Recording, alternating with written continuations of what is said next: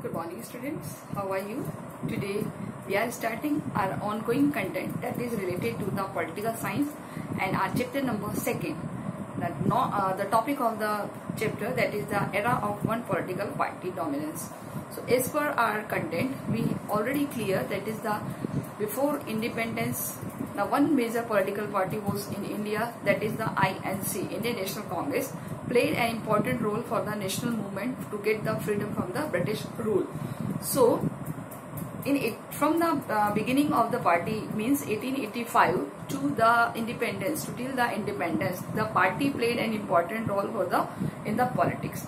So after the independence, whenever the first elections was conducted in India in 1952, so from that the political party, means the INC, have secured major dominance in the elections. So this party continues won 3 elections in 1952, 1957 and the 1962. From that era to continuous 3 elections secure the maximum majority in the maximum part of India.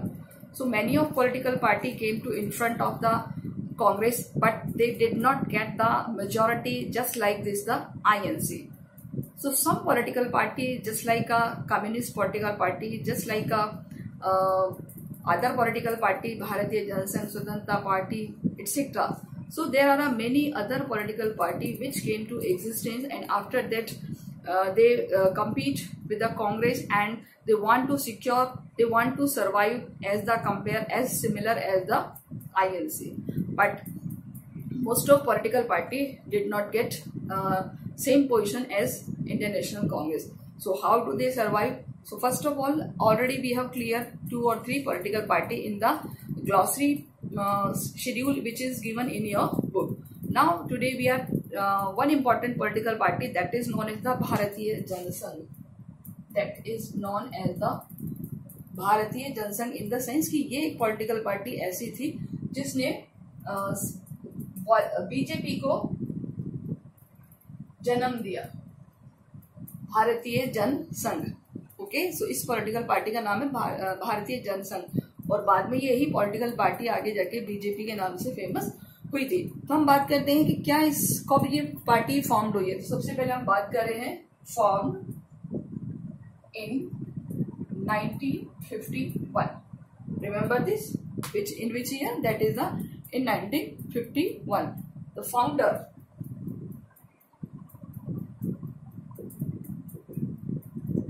Shyama Prasad Mukherjee. Okay, ये आपको याद रखना है. Who was the founder, president? That is the Shyama Prasad Mukherjee. Okay. Now ये कौन थे? श्यामा प्रसाद मुखर्जी जो थे, ये as a trace back with the Rashtriya Swayam Sevak Sangh RSS, यानी कि द मेंबर ऑफ RSS. ये जो श्यामा प्रसाद मुखर्जी थे वो किसके मेंबर थे? राष्ट्रीय स्वयं सेवक संघ यानी RSS plus Hindu Mahasabha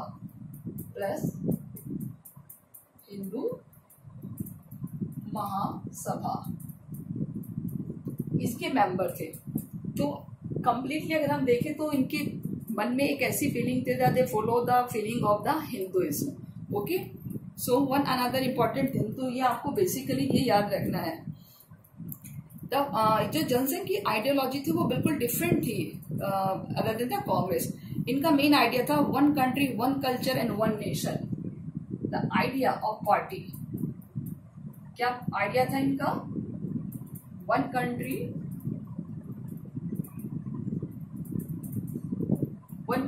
one culture, यानी कि one country, one culture and one nation,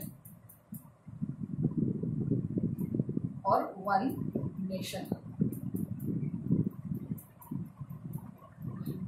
यहाँ आपसे क्वेश्चन पूछा जा सकता है, this is important part, which political party give the ideology या believe the ideology that is the one country, one nation and the one culture. So that is the भारतीय Jansangh. Another thing कि जो ये political party थी believe that the country could become modern, progressive and the strong the basis of Indian culture और tradition. इन्होंने सबसे ज्यादा जो एम्फेसिस किया है, जोर दिया है, वो किसको किया है? Indian culture and tradition. इन्होंने कहा है कि भारतीय सभ्यता और संस्कृति के थ्रू ही हम ज्यादा डेवलप हो सकते हैं. यानी कि कंप्लीटली जो हमारे विरासत के गुण है, हिंदुत्व के गुण है, हमारी जो एक रिलीजियस फीलिंग है, उसके जो गुण है वो इस पार्टी में देखने को मिलते हैं. So the party called the reunion the Indian Pakistan by Akhand Bharat. अब देखिए इसने किस किस को रिकमेंड किया, या हम इसको अचीवमेंट्स भी कह सकते हैं. यानी इस पॉलिटिकल पार्टी के क्या क्या अचीवमेंट्स रही हैं वो आप देख लीजिए, बहुत इंपॉर्टेंट है. सबसे पहला कि इन्होंने क्या रिकमेंड किया है, यानी कि दे रिकमेंड रीयूनियन, मैं शॉर्ट में लिख रही हूँ, reunion of India and Pakistan. यानी कि ये इंडिया और पाकिस्तान को वापस जोड़ने के फेवर में थे, ताकि क्या बनाया जा सके? फॉर अखंड भारत, फॉर अखंड भारत, ऐसा भारत जिसको खंडित नहीं किया जा सकता, जिसको डिसइंटीग्रेट नहीं किया जा सकता. ओके, सो इन्होंने रिकमेंड किया, ये याद रखना. विच political party recommended the reunion of India and Pakistan and make the अखंड भारत? सो विच? भारतीय जनसंघ. सेकंड रिकमेंडेशन क्या थी? The party was the forefront of the agitation of replace Hindi English with the Hindi as the official language of India. यानी कि पहला तो ये हो गया. दूसरा हम बात करेंगे रिप्लेस द लैंग्वेज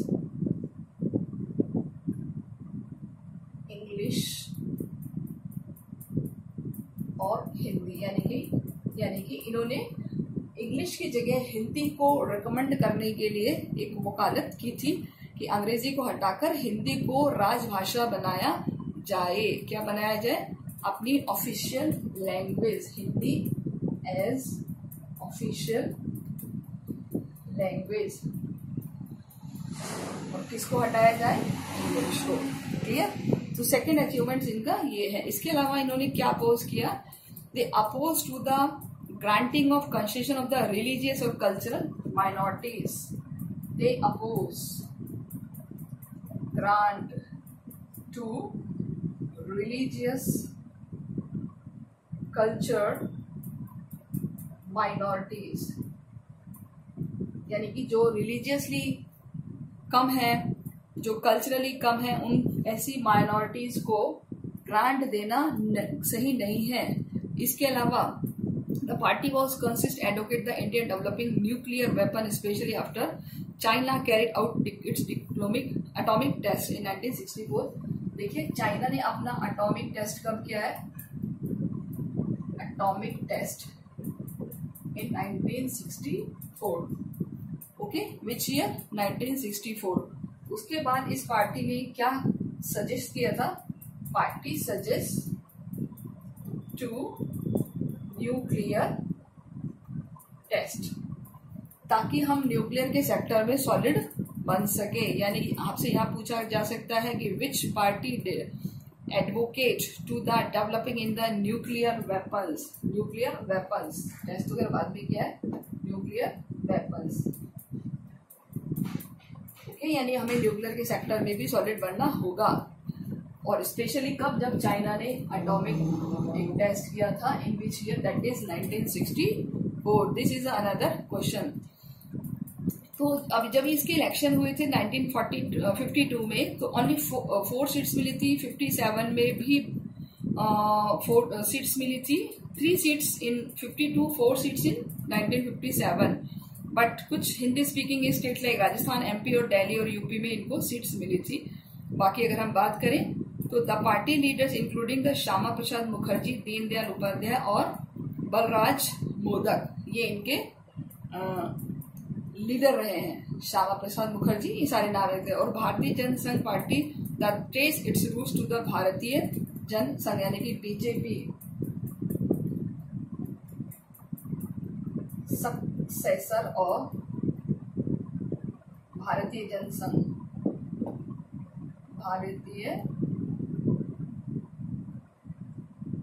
जन संघ का कौन बना है? बीजेपी, और बाद में किसमें कन्वर्ट होगी? बीजेपी में कन्वर्ट हो गई थी. So this is the political party. Now we will clear about the next page number 40, that is कि जो कांग्रेस है, ये कांग्रेस सिस्टम क्या होता है? What is the meaning of Congress प्रणाली यानी Congress system? So remember this, these are the very important information regarding this. Now we will clear about the Congress Pranali means system.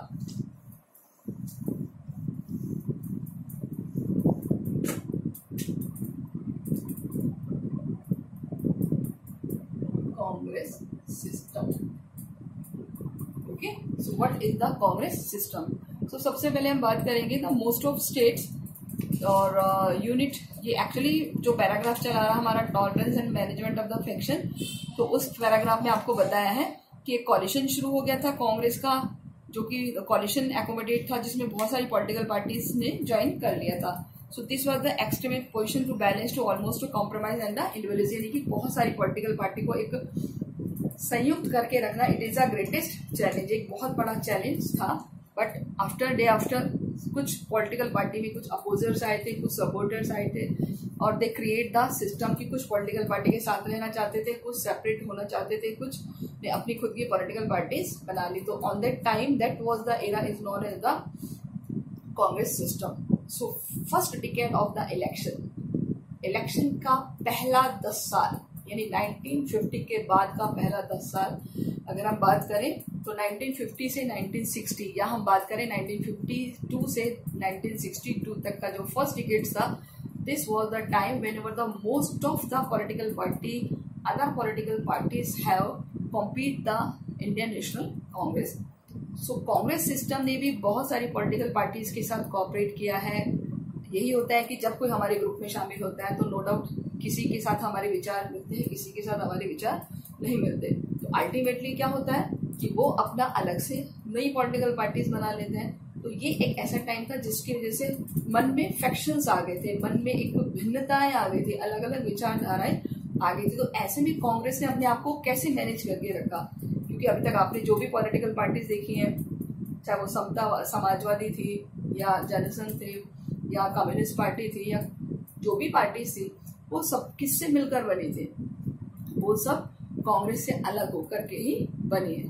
सो कांग्रेस का जो ये सिस्टम है वो क्या सिस्टम था वो हम देखेंगे.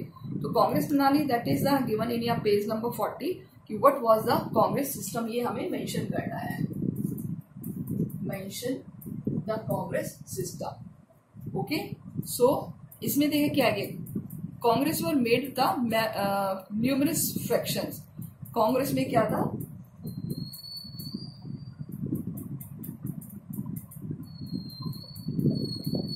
Lot of fractions.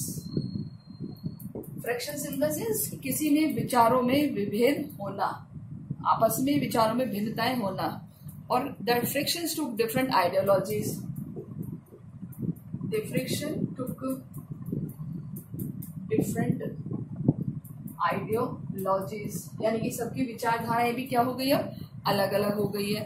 And the making appear as the grand centrist party. और इन सब ग्रांड जो भी पॉलिटिकल पार्टीज थी, इनका जो मेन सेंटर था वो कौन बन गया था? कांग्रेस बन गया था. The parties primary attempt to influence the fictions and indirectly influence the policy and decision making from the margins. यानी कि इनकी जो मेन पॉलिसी थी, इनका जो मेन मोटिव था, दैट वाज कि हमें किस तरीके से एक मार्जिन लेके चलना है. मार्जिन इन द सेंस कि हमें उस पार्टी को किस तरीके से इन्फ्लुएंस करना है, यानी कांग्रेस को, क्योंकि अब हमें कांग्रेस को हराना है. ओके, तो इस तरीके से जो कांग्रेस पार्टी का जो एक कॉम्पिटिटर था वो क्या हो गया था, ये पॉलिटिकल पार्टीज बन गई थी. और इन पॉलिटिकल पार्टीज के बनने के बाद क्या था कि जो अदर पॉलिटिकल पार्टीज थी, जो छोटी पॉलिटिकल पार्टी थी, वो अपने आप को सरोकार नहीं कर पाई. Clear? So next that is they for to remove the actual exercise. यानी कि अब उन्होंने क्या शुरू कर दिया, तो अपनी एक्चुअल एक्सरसाइज है उसको करना शुरू कर दिया। मीन्स कि जो पॉलिटिकल पार्टी इनके एग्जिस्टेंस में आती उनको उन्होंने साथ देना शुरू कर दिया। क्लियर? तो that is it, they were for remove from the actual exercise, they were remove. अब उन्होंने किसको रिमूव करना शुरू कर दिया, उन्होंने जो पार्टीज थी उनको रिमूव करना शुरू कर दिया। Clear? And remove from the actual exercise of authority, remove from actual exercise of authority, यानी कि जो मेनली अथॉरिटी का जो फंडा था उससे उनको बाहर कर दिया। They were alternative, they were not alternative to the ruling party, यानी कि अब वो कोई ऑल्टरनेटिव नहीं थे। Instead they constantly pressurised and criticise and the censured influence the Congress. No doubt जब उनको पार्टी से अलग किया जाएगा तो वो क्या करने लगे, कांग्रेस को क्रिटिसाइज करने लगे, criticize by other opposition political party. जो अदर अपोजिशन पॉलिटिकल पार्टी है वो उनको अपोज करने लग गई। Clear? So this system is the function the balancing mechanism the ruling party, यानी कि रूलिंग पार्टी के लिए इस सिस्टम को मेंटेन करके रखना बहुत टिपिकल हो गया। तो political parties competition therefore took place with in the Congress, और इस तरीके से पॉलिटिकल पार्टीज में एक कंपटीशन क्रिएट हो गया था पॉलिटिकली। किसमें? कांग्रेस में। कौन सा competition? Political competition in the Congress, यानी कि एक तरीके से खुद में ही राजनीतिक तौर पर कंपटीशन शुरू हो गया। तो फर्स्ट डिकेड, ये इंपॉर्टेंट है यहाँ पर, द फर्स्ट डिकेड यानी कि 10 years ऑफ फर्स्ट इलेक्शन, यानी कि फर्स्ट 10 year जो इलेक्शंस के थे इलेक्टोरल कंट्रीज के, acted the both ruling party as well as the opposition, जिसने दो रोल प्ले किए हैं। पहला role as a ruling party और second role as a oppose party. Opposing party in the sense कि इसने अपने आप को अपोजिशंस में भी इनबिल्ट कर लिया, यानी कि इसके कांग्रेस के ही दो विचारधाराएं अलग हो गई थी, कुछ जो इसे अलग होना चाहते थे और कुछ जो इसमें इनबिल्ट होना चाहते थे। तो already the party have created two groups, so that this period is in the Indian politics has been described as the Congress system. So this system is known as the Congress system. Okay student, ये जो पहले 10 साल थे। Okay, now we will clear about the स्वतंत्र party कि what about the स्वतंत्र party, कौन सी थी स्वतंत्र पार्टी। तो यहाँ इसके बारे में हमें थोड़ा सा पढ़ना है।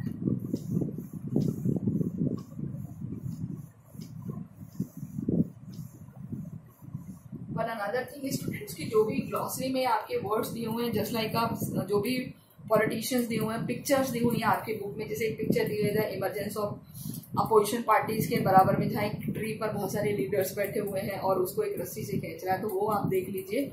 तो this is the tug of war. Tug of war यानी कि जो सत्ता का एक वार है उसकी एक फोटो दी हुई है। क्लियर? और इस तरीके से हर कोई अपनी अपनी पावर को यूज करना है, यानी कि किस तरीके से रस्साकसी के थ्रू वो अपनी ताकत को शो कर रहे हैं। Now about the Swatantra party.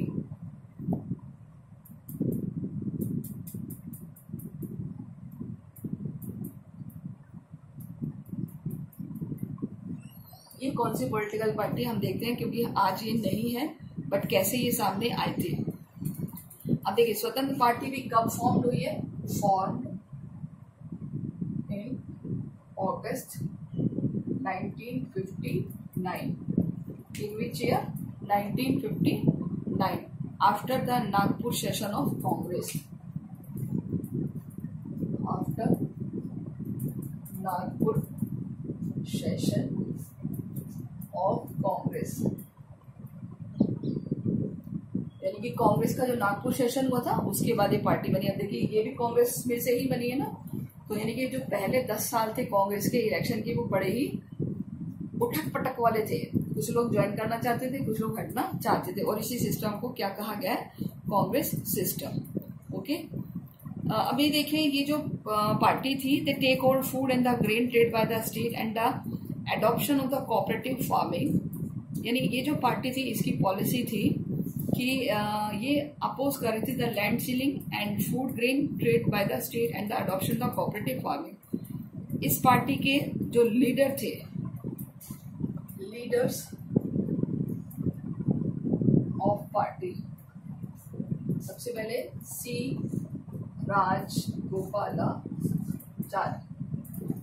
Rajagopalachari जो हमारे क्या बने हैं, first governor general independent India के, first governor general of independent India 1948 से 1950 तक।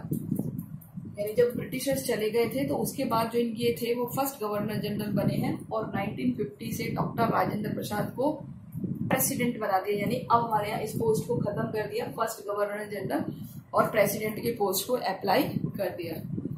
कौन कौन थे इसमें देखिए, सी राजगोपालाचारी, के.एम. मुंशी, देखिए के.एम. मुंशी ड्राफ्टिंग कमेटी में थे। कौन सी कमेटी में थे, ड्राफ्टिंग कमेटी, जो कॉन्स्टिट्यूशन का डिजाइन जिन्होंने तैयार किया था। और इसके अलावा एन.सी. रंगा और मीनू मसानी, मैं यहाँ लिख देती हूँ, एन.जी. रंगा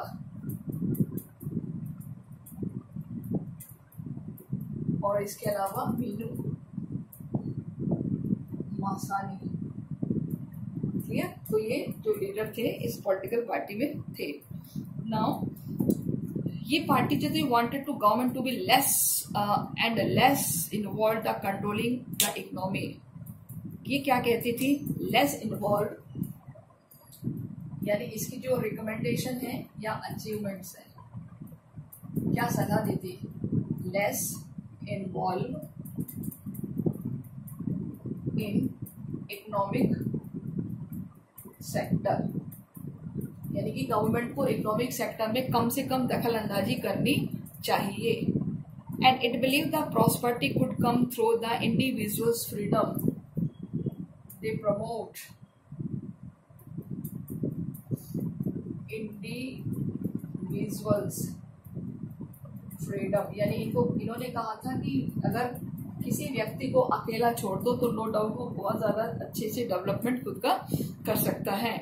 and it was critical of the development strategy of the state intervention in the economy, the centralized planning, nationalism and the public sector।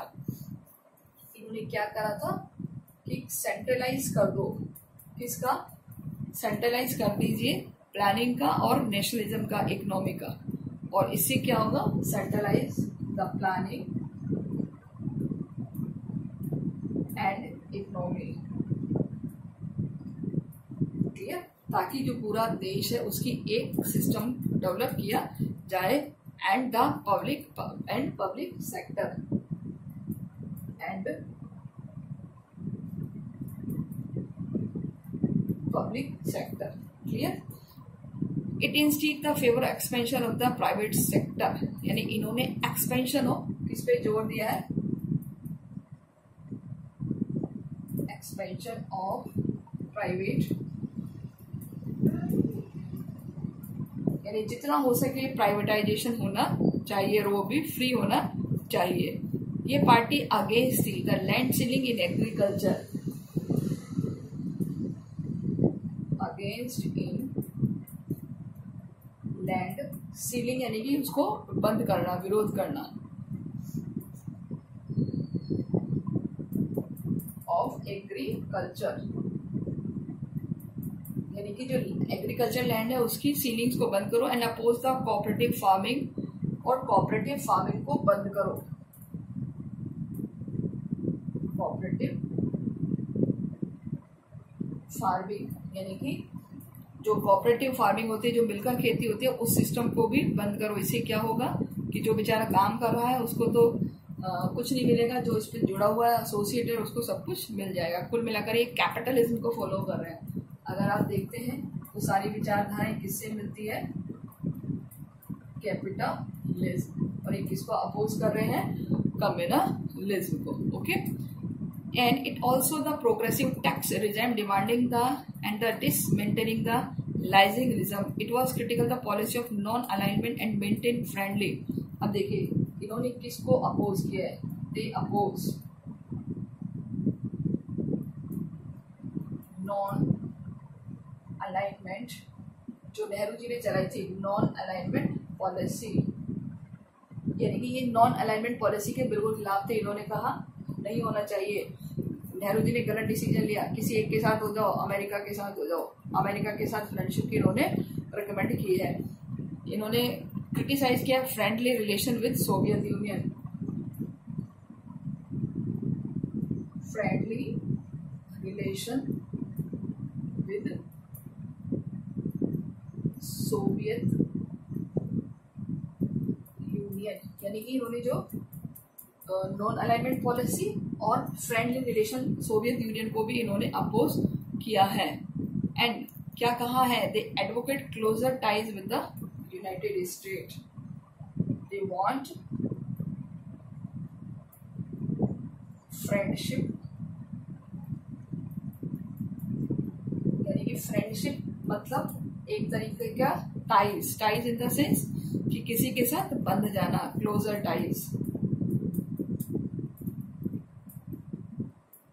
With USA, कि अमेरिका जैसे देशों के साथ दोस्ती कर लो बजाय रशिया जैसे गरीब देशों के। ओके, तो इन्होंने इसको अपोज किया है।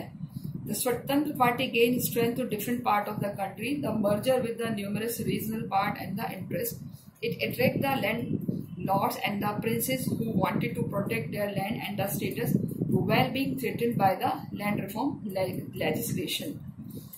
So the industrialists and the businessmen class who were against the nationalizations and the leasing policies also support the party. So its narrow social base.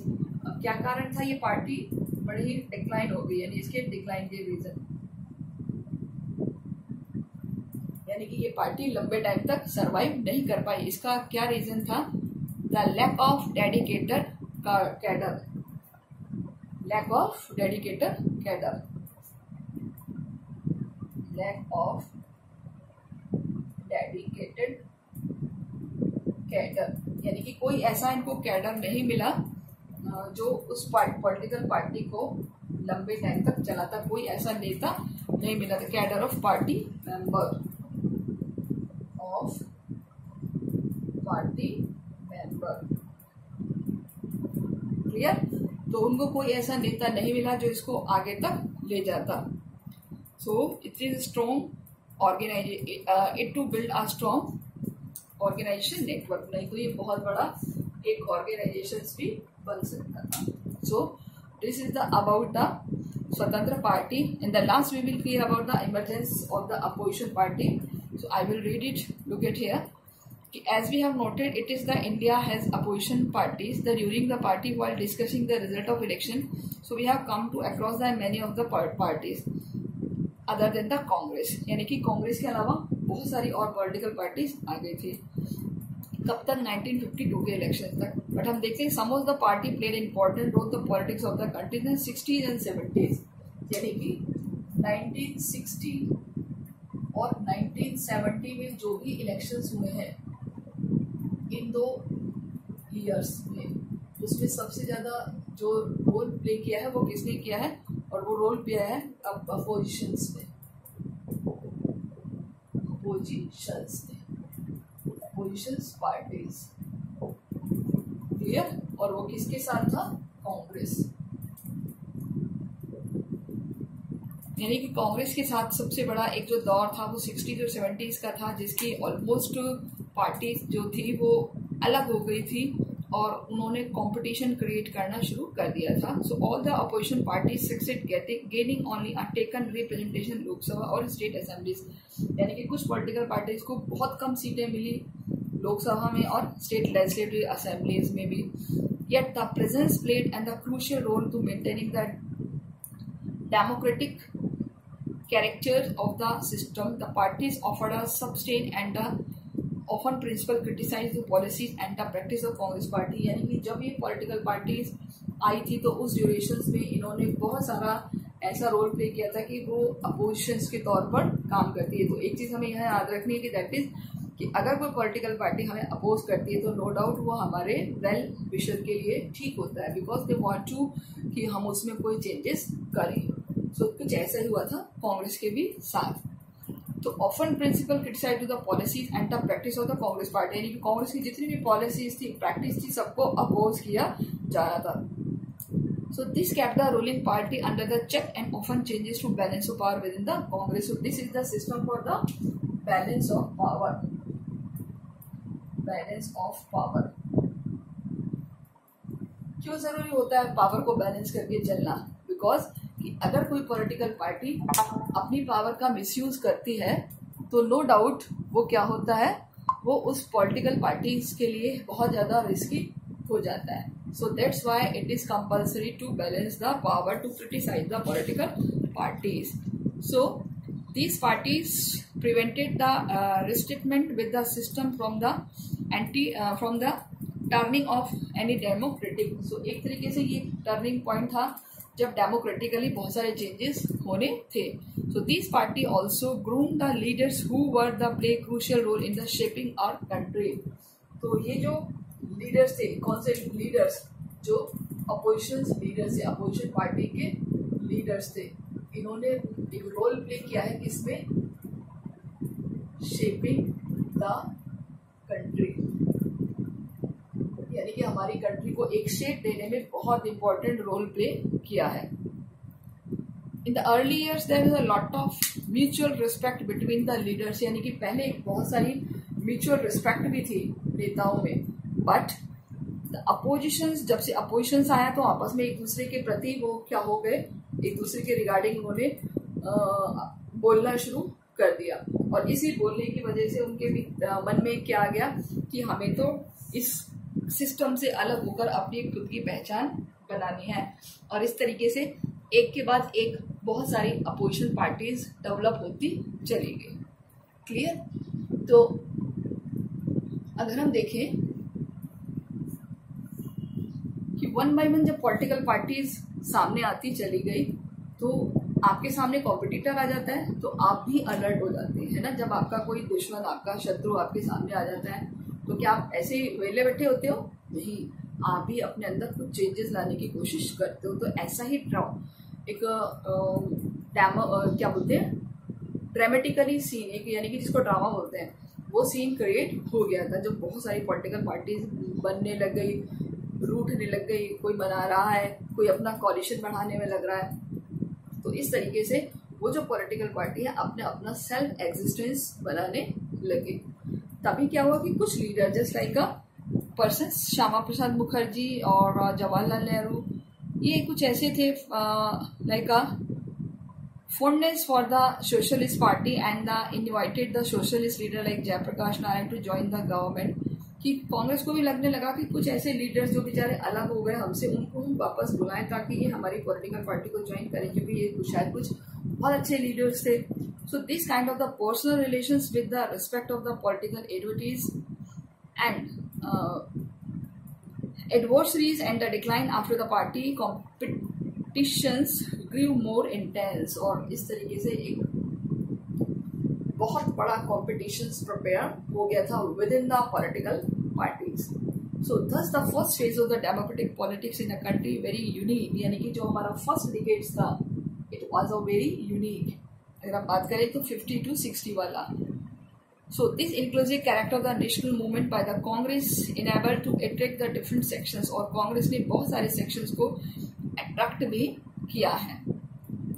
So they create the interest of making broad-based social and the ideological coalitions, and the key role of Congress of the freedom struggle thus gave it to head of the over others. ये reason था कि हमेशा से जो Congress party है वो दूसरों पे हावी रही है. कांग्रेस पार्टी किसकी वजह से? Due to the role in national movement.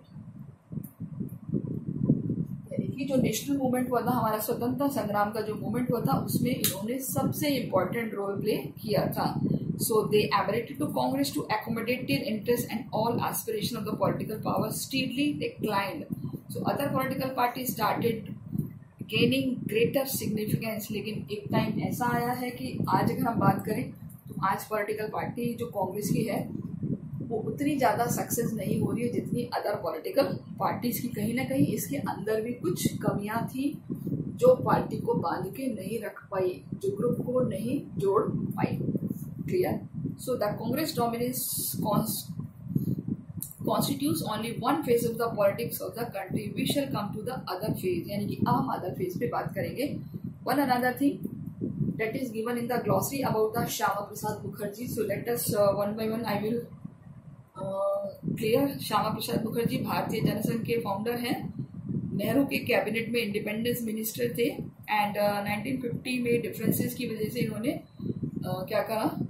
Over relations with the Pakistan, member of the constituent assembly and the latter first Lok Sabha was oppose to India's policy of autonomy in the Jammu and Kashmir and arrested during Jana Sangh's agitation against Kashmir policy during detention. So इस तरीके से उस glossary में important thing दी हुई है श्यामा प्रसाद मुखर्जी की. तो first of all इनको याद रखिए, only for the founder of भारतीय जन संघ and the cabinet member of the constituent assembly. Okay. And इन्होंने बाद में अपनी खुद की पॉलिटिकल पार्टी बना ही ली थी और बाद में वो किसका एक रूप लेकर सामने आई है? भारतीय जनता पार्टी, जो कि आज सबसे बड़ी पॉलिटिकल पार्टी के रूप में जानी जाती है. तो आपकी बुक में फोटो भी दी है कि Nehru and other political leaders line लगा के बैठे हुए हैं 42 पर, तो आप वो भी देख लीजिए. And also solve the end of questions which is given in your book, end of the chapter. And one another thing that is कि जो भी आपकी ग्लॉसरी में फोटोज आई हैं लीडर्स की, each and every leaders is are very important for the 1 marks question. Anything can ask. And जो भी 5 to 6 political parties हैं उनके बारे में भी आप डीपली इसको अच्छे से नोट्स प्रिपेयर कर लीजिए, because this is the very very very important part. And other than the mid of the chapters in the paragraph point of view कि कुछ ऐसी थिंग्स हैं जो कि बहुत इंपॉर्टेंट है, वो भी आपको अच्छे से लर्न करनी है and prepare in a notes हो. So clear students, I hope कि आप पढ़ रहे हैं, समझ रहे हैं और यूटिलाइज कर रहे हैं अपने टाइम का. So take care. Regular work भेजते रहिए ग्रुप पे एंड अपना वर्क रेगुलर करते रहिए. Clear? Because it is a very golden time to achieve a grand success, because we have lot of time till the exam. So we will achieve a great success. It will create a history. So that's why don't waste your time and utilize 100% your time. So take care. अपना ध्यान रखिए और पढ़ते रहिए. Okay? Thank you students.